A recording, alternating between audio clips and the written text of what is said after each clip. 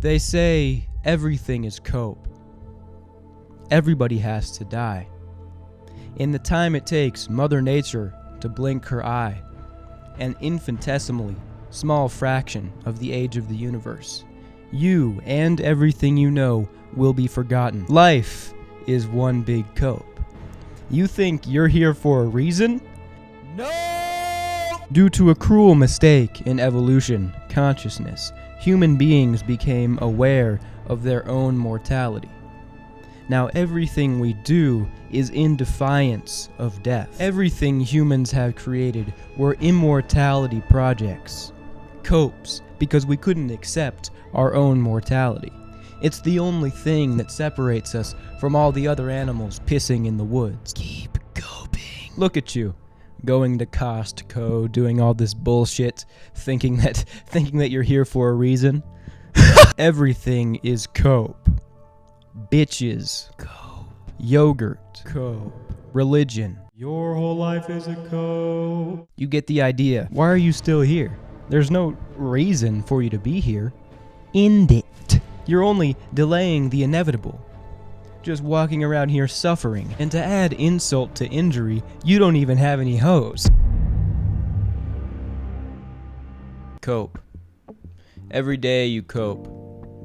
It's either cope or rope. Oh yeah, I'm gonna cope. The idea that life is cope is sort of in accordance with this defiance of death theory, which may be true, but when you say everything is cope, then there's no distinction between what is cope and what isn't cope. So you're not really saying anything. It's like, what the fuck are we talking about here? So just for this video, let's say there is life, and inside life there are things that are cope and things that aren't cope. Or you could frame it where there are healthy copes and unhealthy copes. But before we determine what is and isn't cope, we have to define the parameters of these goofy internet terms. Psychologically speaking, coping mechanisms are actions or thoughts performed consciously or unconsciously that reduce negative emotion. But in this context, the term cope means something a little bit different. Usually when you say something is cope, it implies this aspect of delusion. So a cope is something you do or think to make yourself feel better, but it's not grounded in any reality, and it may not even make you feel better in the long run. So is self-improvement cope? Well, your desire to self-improve will always be driven by your results. You are motivated by the yield you get from doing these things. You will not have the same motive to improve if you don't get results from your actions. Nobody wants to try hard for something and get nothing out of it. And results will vary, so motivation will vary. For example, someone is most likely not going to continue going to the gym for a long time if they don't see any results. If someone's been working out for 2 years, they just have very poor genetics, and they look like how some kid who just started lifting like 3 weeks ago looks with their newbie gains. They're not going to want to keep on doing it. And based on a variety of factors, results will vary. So motivation will vary because they're directly correlated. I would say self-improvement is good, but of course I would say that. I'm neurotypical, I'm average height, I don't have any bad health conditions. I'm also very young, so I have a lot of hope and energy.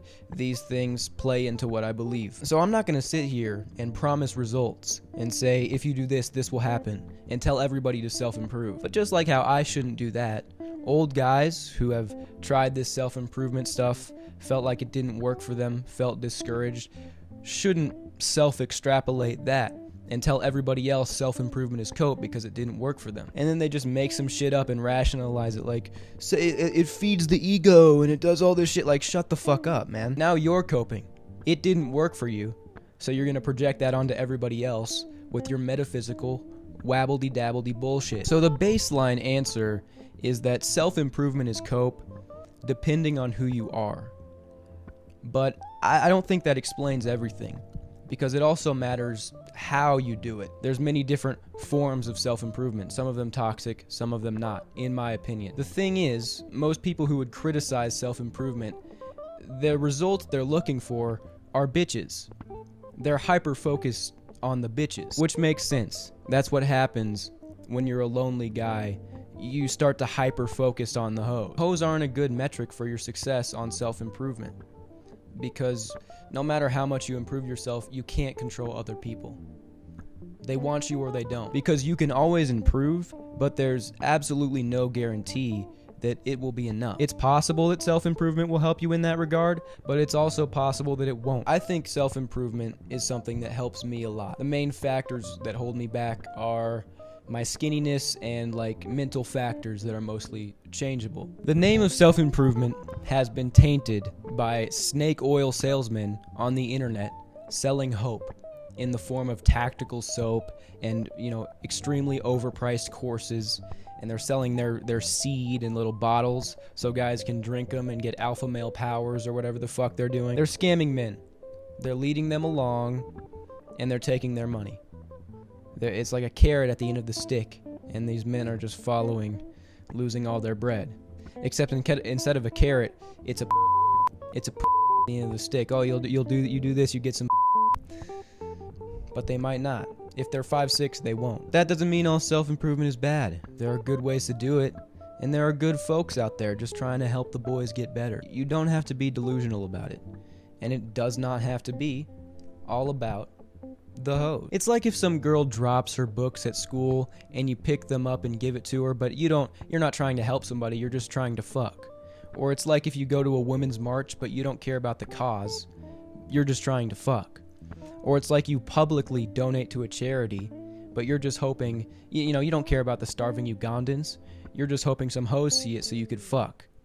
This is sort of a complicated metaphor, but in the same way, self-improvement is cope if you're just doing it to fuck. NoFap perfectly exemplifies this, because within the community, there are people who think that semen retention gives them some sort of attractive power, attracting all these bitches in droves. They're coping.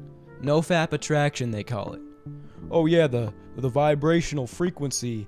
I've awakened the chakra in my balls and all these hoes are coming. Yeah, man, it's just like the vibrational frequency in my chakra is manifesting all these bitches because the resonance of the wavelengths. It's like, shut the fuck up. But also within this community, there are people who are not coping. They understand that the hub destroys your reward circuitry. So by not whacking off, you're making yourself happier and healthier. You're decreasing your depression and anxiety. This is proven by fMRI scans. It has nothing to do with the hose. There is a good way to self-improve. That is just doing hard things, exiting your comfort zone, delaying gratification so you're happier in the long run. According to all the data that we have on the subject, anytime escapism becomes a crutch, anytime your copes, things like video games, the hub, anime, things like this, instant gratification activities, anytime you become reliant on them, they only make you more miserable. It's not fair. For the people who really need to cope, their forms of escapism end up hurting them even more. But it's just how it is. You think your copes are getting you through the day, but they are killing you. You're overdosing on copium.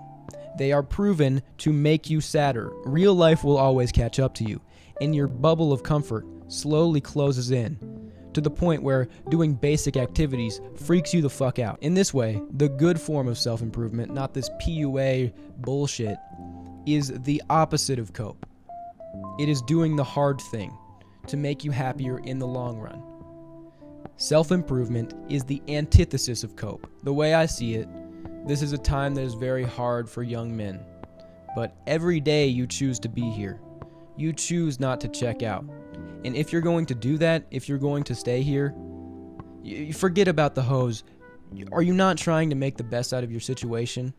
Are you not trying to not be miserable every waking moment of your life? To do that, you need to stop coping. If you think that form of self-improvement is cope, then you're coping. You just don't want to do hard shit. Oh, working out, meditating, quitting bad habits, getting interesting skills, all those things are cope. Let me go back to Crunchyroll. Do you see yourself? Now you also could argue that, these people say they're not self-improving for girls, but if you look at the underlying motivation of what they're doing, it is driven by bitches. And I respect that idea. It might be right, in which case it just goes back to self-improvement is cope depending on who you are. mostly based on your genetics, right? But I don't know if I completely agree with that idea. As a man, if you have hormones, you will always have that desire. And if you look at the basis of this motivation for your self-improvement, that might be what is driving it. But what's the alternative? Just sitting around with your copes all day in your fantasy world, becoming absolutely miserable.